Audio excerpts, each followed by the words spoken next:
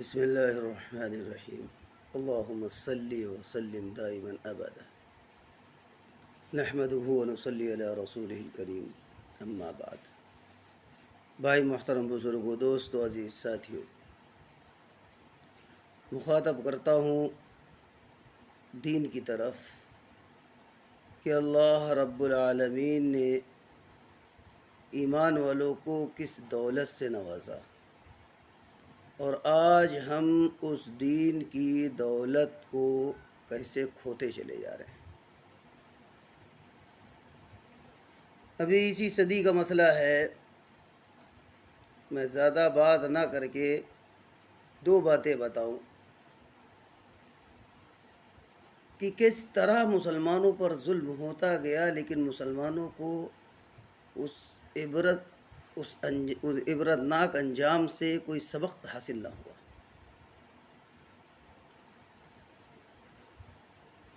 اسی دنیا میں ایک شہر ہے بغداد،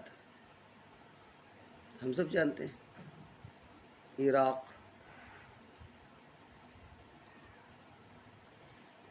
یہ جو تھوڑا سا دین سیکھ کر کے چوراہوں پر بیٹھنے والے اور چائے کی دکانوں پر بیٹھنے والے اور دین کی بات کرنے والے، جو دین کی باتیں کرتے ہیں، خود اذان ہو رہی مسجد تک نہیں جا پاتے ہیں، وہ لوگوں کو دیندار اور دوسروں پر انگشت نمائی کرنے والے لوگ۔ یہ سبق ان کے لیے ہے کہ بغداد کے اندر اسلامی حکومت رہی، اسلامی معاملات رہے، سب کچھ بہتر رہا۔ چوراہوں پر بیٹھ کر کے بحث اور مناظرے ہو رہے ہیں۔ کس بات کے ہو رہے ہیں؟ بیک وقت ایک سوئی پر کتنے فرشتے بیٹھ سکتے ہیں، داڑھی ایک مشت ہونی چاہیے یا اس سے لمبی ہونی چاہیے یا اس سے کم ہونی چاہیے، اس پر بحث چل رہی ہے۔ داڑھی عشق نبی کا آغاز نہیں ہے، داڑھی عشق نبی کی انتہا ہے۔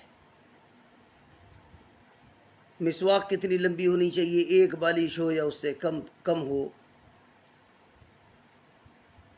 کوا حلال ہے کہ حرام ہے، ایسی بحثیں ہو رہی ہیں۔ کوئی کہہ رہا حلال، کوئی کہہ رہا حرام، کوئی کہہ رہا چھوٹی مسواک، کوئی کہہ رہا بڑی مسواک، کوئی کہہ رہا داڑھی اتنی، کوئی کہہ رہا کم، کوئی کہہ رہا زیادہ۔ ان پر مسائل بنا رہے ہیں، اپنی توجہ اور اپنے حالات کو سامنے رکھ کر کے اپنی قوم کو، اپنی اولادوں کو، اپنی نسلوں کو دیندار بنانے کے بجائے وہ اپنے آپ کو کچھ بتانا چاہ رہے ہیں دنیا کو کہ دیکھو ہم کچھ ہیں۔ اور وہ سبق آج تک مسلمانوں کے اندر موجود ہے کہ وہ اپنے آپ کو کچھ نہ کچھ سمجھتے ہیں کہ ہم کچھ ہیں۔ تب کہ ہمارے اسلام نے تو، پیارے نبی صلی اللہ علیہ وسلم نے تو یہ دعوت دی کہ تم کچھ نہیں ہو، تم صرف خادم ہو، خدمت گزار ہو۔ اسلام کے اندر جو شخص ایمان لاتا تو امیر اور غریب ایک ساتھ رہتے۔ اسلام کی دعوت کیا تھی؟ اسلام کی دعوت یہی تھی کہ جس درجے میں رکھا جائے دین کے کام کو کرنا ہے، امیر ہو یا معمور ہو، دین کا کام کرنا ہے، حالات سازگار ہوں یا نہ ہوں، دین کا کام کرنا ہے، جی چاہے نہ چاہے دین کا کام کرنا ہے۔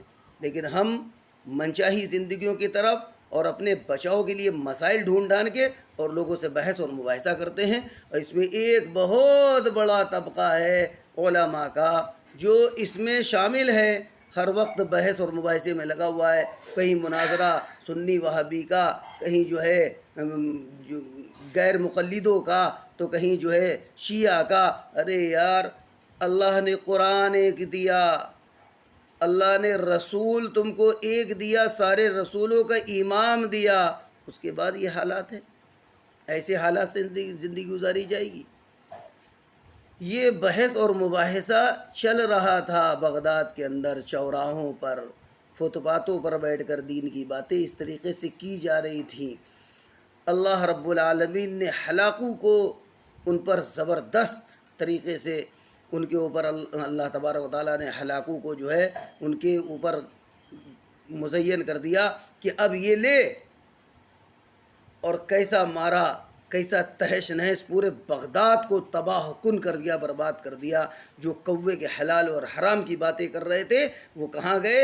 ان کے سر کٹے ہوئے تھے اور لوگوں کے دروازوں پر سجے ہوئے تھے کہ ہم نے اتنے مسلمان مارے۔ لاشوں کے ٹیلے بنا رکھے تھے انہوں نے کہ ہم نے تاتاری فوجوں نے کہ ہم نے اتنے مسلمانوں کو کاٹ دیا اور مار دیا۔ جو مسواک پر لگے ہوئے تھے، جو داڑھیوں پر لگے ہوئے تھے، ارے یار جو جس درجے میں ہیں، جس حیثیت میں ہیں، جس مقام میں ہیں، وہیں پر دین کا کام کر لو یار۔ کیا پیدل چلنے والے دین کا کام نہیں کر رہے؟ کیا سائیکل پر چلنے والے دین کا کام نہیں کر رہے؟ کیا مسجد میں جانے والے نماز ادا نہیں کر رہے؟ آج ایک بہت بڑا طبقہ ہے جس نے یہ کر رکھا ہے کہ 24 نمبر مسجد میں نہیں آئیں گے۔ ارے میرے دوست، اللہ رب العالمین کا کوئی نمبر نہ چلے گا، صرف اعمال کا مسئلہ ہوگا۔ اپنے آپ کو سجانے کی، بنانے کی کوشش کی جائے۔ اللہ رب العالمین ہم سبوں کو کہنے سننے زیادہ عمل کرنے کی توفیق نصیب فرمائے۔ اور میری درخواست ہے جو بھائی میری اس ویڈیو کو سنے اس کو آگے تک پہنچانے کی کوشش کرے اور ان باتوں کو یاد رکھے کہ کس کس مسائل میں، کس کس حالات میں اللہ کے عذاب آتے ہیں۔ کبھی جو ہے ہلاکو کی طرح، اور کبھی جو ہے نمرود کی طرح، کبھی فرعون کی طرح، کبھی دجال کی طرح، اور کبھی یاجوج ماجوج کی طرح یہ آتے رہیں گے۔ لیکن آپ اپنے ایمان کو بنانے کی کوشش کریں اور دوسروں کو اس ایمان کو بنانے کی تلقین کرتے رہیں۔ جیسے کہ میرے نبی صلی اللہ علیہ وسلم نے صحابہ کو جمع کیا اور کہا تم میں سے کوئی اگر دجال کا زمانہ پائے تو یہ کر لے۔ تو میرے بھائی اس طرح ہم کو بھی سوچنا ہے کہ اپنے ایمان کو درست کر دیں، نماز پڑھیں، مسجد کے اندر جائیں۔ ابھی مسائل کی طرف جب ملا کے وہ کہہ رہے ہیں ٹانگ چیر کر نماز پڑھو، اب ایک کیسے نماز پڑھ لی جائے؟ وہاں تو پیر ملانے کا اور برابر رکھنے کا معاملہ ہے، اور وہ سمجھا انہوں نے غلط کہ پیر چیر چیر کے دوسروں سے پیر سے اپنا پیر ملا کے نماز پڑھ لو، کیا سجدے ہو جائیں گے اس سے؟ رکوع ہو جائیں گے اس طریقے سے؟